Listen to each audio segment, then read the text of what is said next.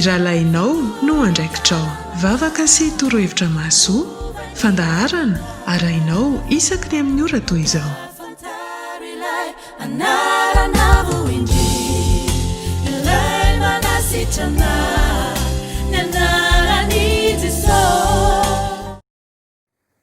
Fiadanane miarabatsika rehetra tena eto am-piandohany zay dia te hisaotra an'Andriamanitra, tena te hisaotra ihany koa antsika rehetra izay nandray anjara tao anatin'ny fandarana ny Rahalahinao no andraikitrao. Tsy hitanay intsony izay ambara fa tsy ny hoe misaotra tompoko, tena misaotra na maly ny antso na mpanompon'Andriamanitra na ny artista na ny olon-tsotra n'iza n'iza, tena hery lehibe ary tena hita mivaingana tokoa fa tena nandray andraikitsika ho an'ny rahalahintsika. Ny fandarantsika nefa mbola tsy fantatra hoe ahoana tsara izay mbola hitohizany fa mila mijoro ambanga foana ny kristianina. Ny fanamarena voalohany etinay dia zao hoe noho ny fandaminana zany ao amin'ny Amitié TV dia tsy afaka mandefa ny fandarantsika ny isaky ny sabotsy elana ty indrindra fa manomboka alahady dia mitohy indray zany apetraka amin'ny tompo ny fitohizany izany. Mbola mitohy ny fanentanana antsika rehetrarehetra. Misy tenin'Andriamanitra ao amin'ny Romanina 9:1-10. Tena matsiro mihitsy satria tena ozy ny voasoratra hoe fa ny zavatra rehetra ozy izy dia miandry fantatra amin'izao fotoana izao, miandry ny fampisehoana ireo zanak'Andriamanitra. Zany hoe ilay fampisehoana ilay zanak'Andriamanitra rehetra tsy ankanavaka, tsy hoe fiangonana zao na fiangonana zao na fikambanana zao na izao fa ilay ireo zanak'Andriamanitra. Izao ny fotoana mila iombona antsika riavana anehoan'Andriamanitra fa mbola tsy miova izy, amonjy izy, ampahery izy, ame torohevitra mahasoa izy, ka dia mamerina misaorana ho antsika rehetra. Toy ny fandarana misaotra ny ekipa rehetrarehetra mikama fisiderana ny any amin'ny lafiny teknika, ireo radio maro be na any amin'ny faritany na eto Antananarivo miara amin'ny farimbona amin'izao fandarana manokana izao. Izao mofo 5 mino zahay fa ho ampitomboan'Andriamanitra avo arivo, avo 5 avo mbola mihoatra avo eny zany satria mijorontsika tsy mijery ny zava-misy tsika fa mijery ny zananantsika. Mahereza daholo fiadanane. Manona ny fiadanana omba ampiraritsoa avy amin'ilay Andriamanitra raintsika sy Jesosy Kristy tompontsika. Ny amin'izao fotoana fana mifampivavaka sy mifampahery eto amin'ny fahitalavitra sy onjam-peo izao. Voalohany indrindra dia ndaontsika hanondrika ny lohantsika hivavaka ny amin'izany fotoana no velarino antsika izany. Eny ry Jesosy Kristy tomponay io, misaotra fa mbola nomenao fahafahana izay ahafahanay mifampivavaka sy mifankahery indray eto amin'izao onjam-peo sy fahitalavitra izao. Misaotra nanomezanao an'izany fahitalavitra izany sy ny onjam-peo izany ahafahanay mihaona sy mifampiresaka ambavaka. Aoka ny herin'ny fanainao masina Jesosy nidina aminay tsirairay avy ka anokatra ny aomponay handray an'izany teny avy aminao izany. Misaotra tompo malala noho ny fitiavanao, ninao rerana angatana zavaka izany. Amen. Ny teny atolotro antsika amin'izao fotoana anio izao dia ao amin'ny Tesalonianina voalohany 5:5 ny 7:70. Amin'ny anaran'i Jesosy manao hoe mivavah ka aza mitsahatra. Amen. Fotoana izany dia ao anatin'ny fotoana izao na dia ao anatin'ny fahasahiranana na dia ao anatin'ny fihoboana na dia ao anatin'ny tsy fananan-kasa hivavahana. Fotoana izao na ao anatin'ny aretina na ao anatin'ny ady ary tsy himonomonina lavintsika fa andaontsika andohalika hivavaka sy hifampivavaka. Satria mantsy hoy Jesosy ao amin'ny Luka 9:1 fa tsy amin'ny anaran'i Jesosy manao hoe fa tsy mety raha tsy mivavaka mandrakariva izy ka tsy reraka. Amen. Dia mbola tohizantsika koa izany ao amin'ny Matthieu 9:9 amin'ny anaran'i Jesosy fa ianao kosa raha mivavaka dia midira ao amin'ny efitranonao ka rehefa voarindrinao ny varavaranao dia mivavaha amin'ny rainao izay ao amin'ny mangingina ary ny rainao izay mahita ao amin'ny mangingina no hamaly anao. Amen. Dia hifampitantana aminao koa izahay amin'izao fiatrehantsika ady amin'ny valanaretina ady amin'ny zavatra tsy hita maso zao, ady amin'ny fanatrehanao zay mety olana mavesatra mandalo eo amin'ny fiainanao. Ndao jerentsika ao amin'ny Jakoba 5:9-10 amin'ny anaran'i Jesosy manao hoe: ary mifampivavaha mba ho sitrana ianareo. Amen. Mihaino vavaka ary mamaly vavaka io Jesosy tsika io. Raha miara mivavaka tsika, miaraka mifampitolona mivavaka tsika, miaino antsika izy ary mamaly antsika. Ndao ifanohany tsika fa tiako raha ho tahina ary mandray valim-bavaka ianao. Ifampivavaka sika ary ny ao am-ponay, ny ao am-poko dia ho sitrana ianao, mahery ianao, andray valim-bavaka ianao, matanjaka ianao ary ho sitrana amin'ny anaran'ilay Jesosy Kristy tompontsika ianao. Anokatra lalana ho anao an'ilay Andriamanitsika. Tahiny Jesosy daholo tompoko, samy mahery. Fiadanana e, fa moa misy zava-mahagaga izay tsy hain'i Jehovah va. Izany indray no teny entina miarahaba antsika amin'izao androany izao. Amin'izao vanim-potoana izao raha lasana bavy dia betsaka ny zavatra ohatrany hoe mihitsoka, betsaka ny zavatra ohatrany hoe maty. Nefa tsika mba nanana vina tsara teo amin'ny fiainantsika, mba nanana tanjona tsara teo amin'ny fiainantsika, nefa noho ny zava-misy dia ohatrany hoe mihitsoka e, ohatrany hoe maty e. Fa zao zay mampiavaka, zay mahafa no manana an'Andriamanitra, no manana an' Jesosy. I Lazarosy rehefa tao am-pasana maty dia natsanga an' Jesosy. I Marta efa niteny mihitsy hoe efa maimbo izy zay, zany hoe efa tsisy hevitra tsony io. Ny fiainantsika ngambe voatra zany, mety izy na efa maty ny fiainako. Ohatra ny teny Marta hoe efa mialatsiny, efa maimbo, efa potika. Fa ozy ny tenin'Andriamanitra hoe tsy voalazako fa raha ino ianao dia ho hitanao ny voninahitr'Andriamanitra. Androany enao mpanaraka an'izao fandarana izao, efa tsy voalazako va hoy Jesosy, fa raha ino ianao dia ho hitanao ny voninahitr'Andriamanitra. Na inona maty, na inona potika, azon'Andriamanitra atsangana ao anatin'ny ray minitra, ao anatin'ny ray segondra. Ny teny mafy Jesosy hoe ry Lazarosy mivoa. Marta ny teny efa maimbo izy zay, fa Jesosy ny teny ry Lazarosy mivoa. Ianao ngama miteny efa potika amin'ny fiainako, fa Jesosy ny teny androany mitsangana amin'ny fiainanao, fa tsy potika zany ny fiainanao. Nanana vina tsara tsika, nanana tanjona tsara tsika. Raha miaraka amin'ny Jesosy tsy maintsy tratratsika ny tanjona ny lasana bavy, fa mahereza matoky an' Jesosy tsika, apetraka tsika eo amin'ny Jesosy mandrakariva. Tsy ho diso fanantenana izany tsika raha mbola Jesosy ihany koa no ianterantsika. Samy ho tahin'Andriamanitra.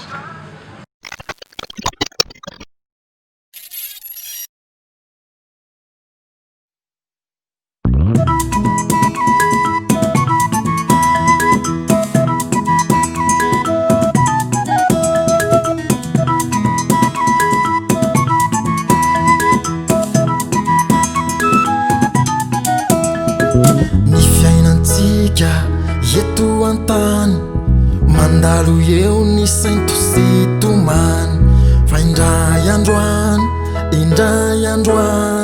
zasy anao zany rembolo tafahany.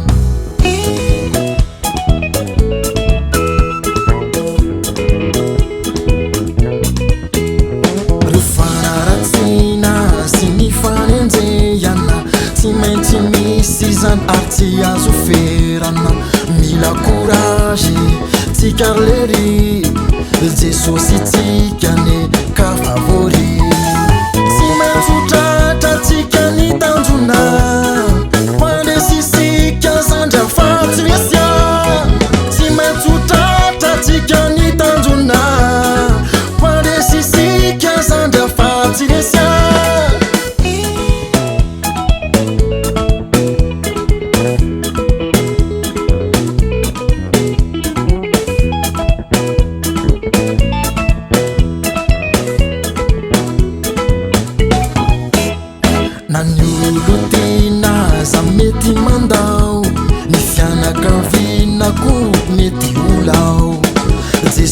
Zao zandre ambarako anao, zosioriakamatsy mafoianao tsy maintsotratratsika ny tanjona pandesisika zandrafatsy resya tsy maintsotratratsika ny tanjona pandesisika zandrafatsy resya tsy maintsotratratsika ny tanjona pandesisika zandrafatsy resya tsy maintsotratratsika ny tanjona pandesisika zandrafatsy resya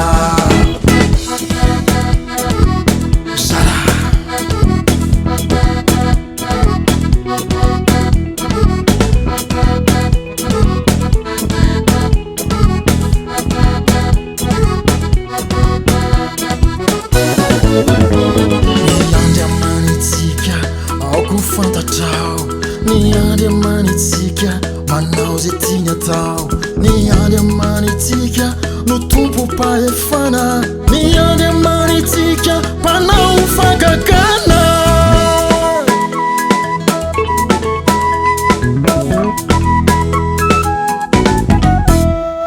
tsy maintsotratratsika ny tanjona pandesisika zandrafatsy resya tsy maintsotratra lesy ny tanjona pandesisika zandrafatsy resya tsy maintsotratratsika ny tanjona pandesisika zandrafatsy resya pandesisika zandrafatsy resya tsy maintsotratra lesy ny tanjona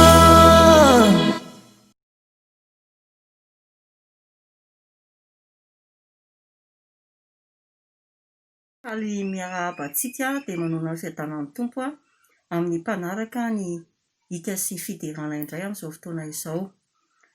Ny loha hevitra hifampizarana amintsika androany indray dia ny vatantsika izay nambaran'Andriamanitra hoe tempolon'Andriamanitra ny tenanareo ary izay manimba ny tempolon'Andriamanitra dia ho simbain'Andriamanitra koa izy.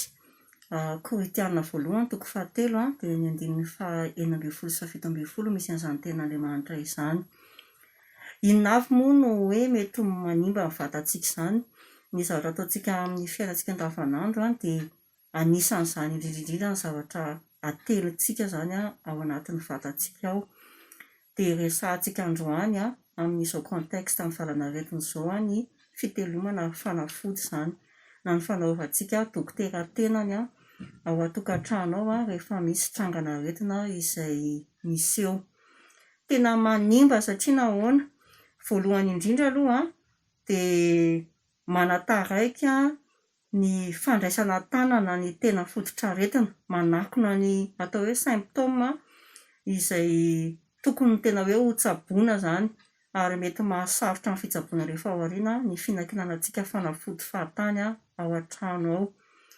Dia manaraka an'izany ihany koa dia tsy fantatritsika ny taharon'ny fanafody io, ny mety ho poizina ao anatin'ny fanafody io izay mety tsy fanaraka amin'ny vatantsika mihitsy ny atao hoe toxicité-any ny effet indésirable ozy izy na effet secondaire ny fahafantarantsika anazy dia tsy ny rehetrarehetra no mahay hoe mamaky an'izany ao anaty notisy ao dia ahafantatra an'izany. Tsy fantatritsika ihany koa ny mifanaraka amin'ny lanja sy ny taonantsika indrindrindrindra ho an'ny zaza sy ny ankizy izany dia tena miteraka fahavoazana lehibe mihitsy mety mahafaty mihitsy ny fanomezana fanafody sy ny fanaraka amin'ny lanjany sy ny toe-batan'ilay olona sy ny taona izany. Dia ankoatran'izay ihany koa dia ny atao hoe allergique ny tenantsika izany dia mety misy réaction allergique amin'ny vatantsika ny fanafody izay hohanintsika indrindrindrindra ny antibiotika izay andrakandraman'ny olona vidiana amin'izao fotoana izao dia hohaniny rehefa hoe misy soritra aretina hitany dia misy olona tena tsy mahafantatra koa hoe tsy zakany mihitsy fa raha vao miditra ao anaty vatany dia tonga dia sepotra mivonto ary safotra tanteraka tsy mahatsiaro tena ilay olona. Maro ny olona efa tratran'izany dia tsy maintsy hoentina any amin'ny famelomanaina any amin'ny hopitaly any rehefa avy eo. misy ny fanafody efa noafinantsika isan'andro ohatra na dia ny sakafo arany dia mety tsy mifanaraka amin'ilay fanafody izay atelintsika mihitsy dia miteraka fahavoazana ngeza be eo amin'ny vatantsika izay noforon'Andriamanitra tahaka ny endriny io zany. Dia inona moa mampatonga ny olona hoe manao an'izany zavatra tena tsy mety mihitsy n'izany dia satria nety tamin'ny hafa ilay izy, natoro-hevitra hitany any amin'ny tambajotra sy ny internet ilay izy dia ataony ihany koa. Fa izao no ataoko anao tempolin'Andriamanitra ny tenanao ary noforon'Andriamanitra ho tokana unika, tsy manam-paharoa, tsisy afa-tsy ianao rery no manana ny vatantenanao io dia noho izany dia tsy mitovy amin'izaniza mihitsiny ianao fa izay mety amin'ny hafa dia tsy mety aminao, fa rehefa tsy salama dia manatona ny dokotera. Dia izay indray aloha ny androany amin'ny manaraka indray. Andriamanitra androany izay dia mivavaka manokana ho an'ny vavanay, ho an'ny teny alohan'ny vavanay Andriamanitra. Tena ho feno ny fanahinao masina izay Andriamanitra satria ianao dia miteny hoe ny vavanay afaka miteraka fiainana ary afaka miteraka fahafatesana. Avy amin'ny vavanay Andriamanitra izay afaka mitsodrano ny hafa, fa afaka mamono ny hafa koa. Andriamanitra tena tianay apetraka aminao ny teny alohan'ny vavanay. Tianay mihitsy Andriamanitra hoe ho kasihanao ny anatinay Andriamanitra mba ho teny fiainana ny mivoaka ny vavanay io, ho teny fampandresena ny hafa, ho teny famoronana tsara ho an'ny hafa Andriamanitra. Ampianaro izay hibenira ny hafa amin'ny vavanay, ampianaro izay Andriamanitra hitsodrano ny hafa, ampianaro izay tena ahatsapa ny lanjan'ny hoe tena lanjan'ny hoe miteny zavatra tsara amin'ny fiainan'ny olona anankiray, satria ny teninay dia mamorona. Tahaka anao Andriamanitra rehefa niteny ianao dia nisy ny tany, nisy izao rehetra hitanay izao. Dia ampianaro koa izay Andriamanitra ahatsapa fa manan-danja ny teninay, ary ny teninay dia mamorona zavatra, mety amin'ny tsy hitan'ny masonay, mety amin'ny hitan'ny masonay ihany koa, fa Andriamanitra tsisy verimaina ny teny izay alohan'ny vavanay. Raha efa nisy fotoana izay Andriamanitra niteny zavatra tsy mifanaraka tamin'ny sitraponao, teny zavatra nanameloka ny namanay, teny zavatra Jesosy nandratra, mety namono ny manodidina anay, dia tena hifonanay aminao zany. Hifonanay aminao ireny vava rehetra nataonay tsy mifanaraka amin'ny sitraponao ireny Andriamanitra. Hifonanay ireny tsirairay avy Andriamanitra. Ampianaro izay androany, manomboka androany anasoa hitsodrano, hanome fitiavana amin'ny alalan'ny vavanay, amin'ny alalan'ny teny alohan'ny vavanay. Andriamanitra tena fenoy ny fitiavanao izay dia tena ny fitiavanao no hampiasa ny vavanay io, ny lelanay Andriamanitra. Ny fitiavanao no hiboboka eo Andriamanitra. Rehefa mihaino anay ny hafa dia fitiavanao no eniny. Rehefa mihaino anay ny hafa dia mifanatrehanao ny eniny Andriamanitra. Rehefa mihaino anay ny hafa dia tena feno fiadanana.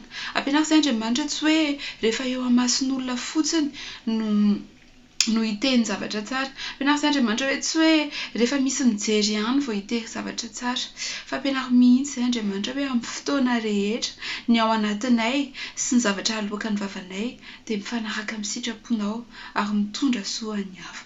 Tena misaotra anao izay Andriamanitra ny amin'izany fitiavana be atolotra ao anay izany mba ombenao deuxième chance indray izay Andriamanitra ho ahafahanay mitsodrano ny hafa amin'ny alalan'ny vavanay. Misaotra indrindra Andriamanitra, misaotra fanahy-masina fa lehibe indrindra ianao. Amen.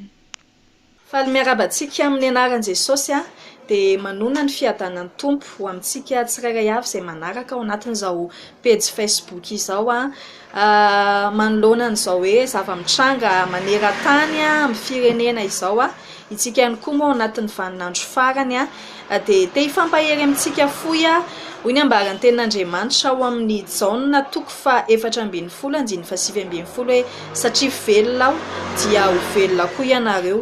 Ny tiako hampaherezana antsika dia izao hoe ny fahavelomantsika dia tsy miankina amin'izay mety hoe olona mifanakaiky amintsika hoe satria velona ny ray aman-dreninao dia tsy maintsy velona ianao, na koa hoe satria velona ny olo tianao tsy miankina aman'olona na miankina amin'ny zavatra ny fahavelomantsika fa miankina amin'ny fahaveloman'i Jesosy.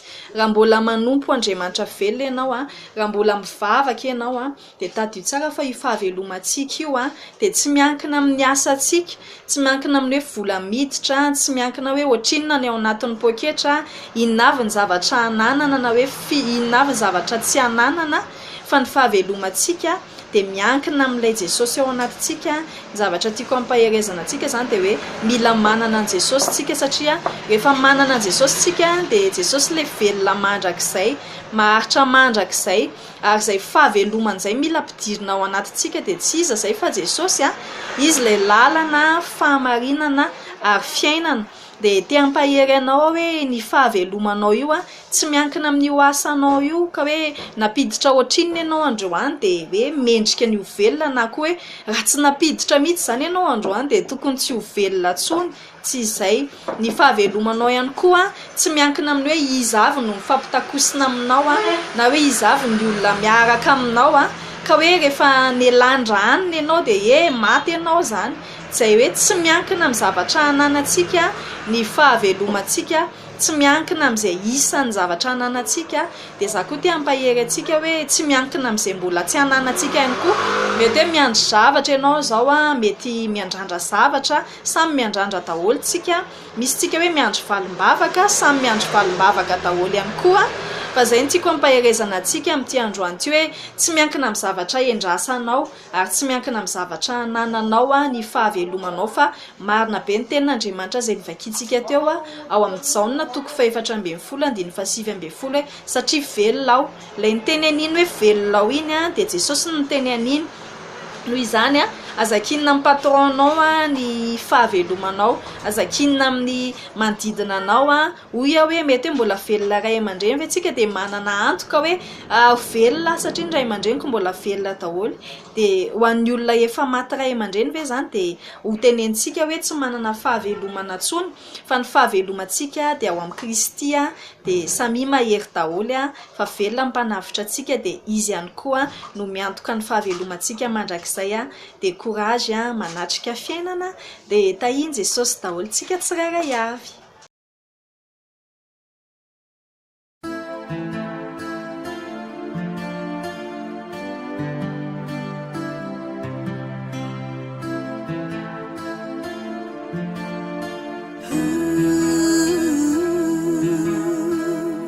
Lalatsarotrano izorako mankany amin'ny ray,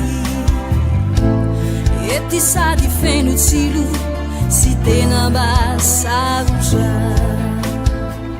ny devoly de mikery aina ny ambavoay, hitondry ireo karazan-drendrarendra mba amandrianay. Kanefa na de toy izany aza anefa ny miseho, tsy kivy ao satria Jesosy no efa mampanantena, fafamonjena sy fandresena no atolony, ka ny teniny no itokiko hoe aleluia.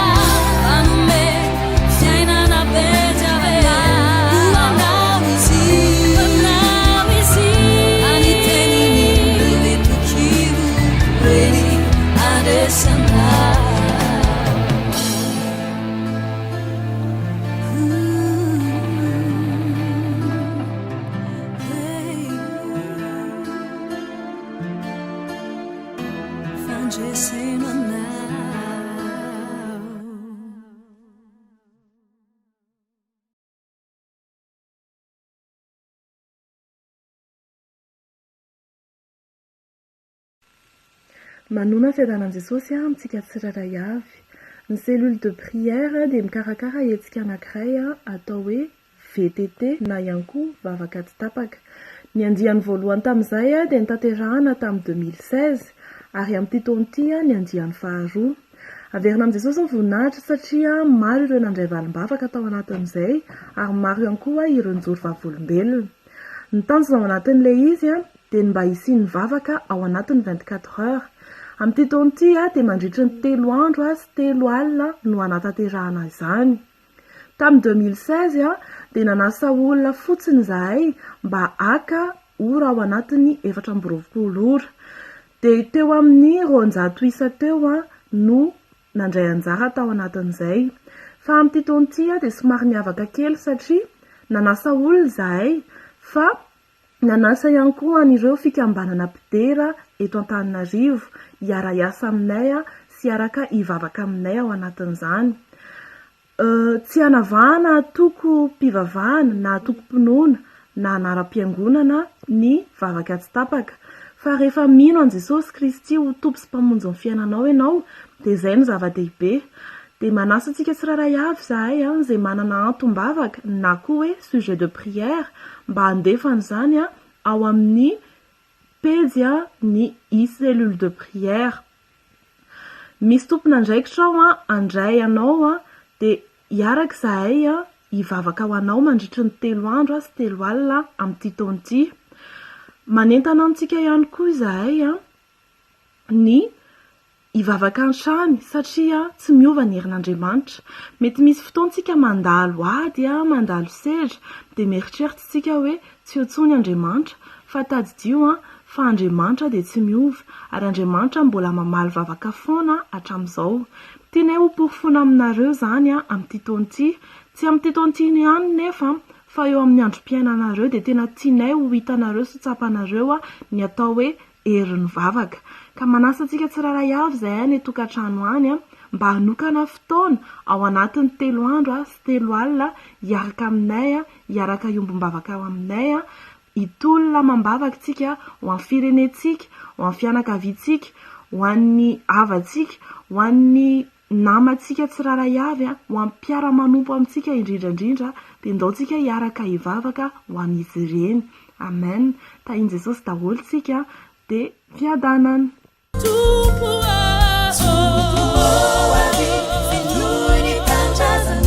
Ry zanak'olona, ny rahalahinao, eny ny rahalahinao no andraikitrao. Narahinao teo ny fandaharana ny rahalahinao no andraikitrao. Sitrana, nanarani Jesosy.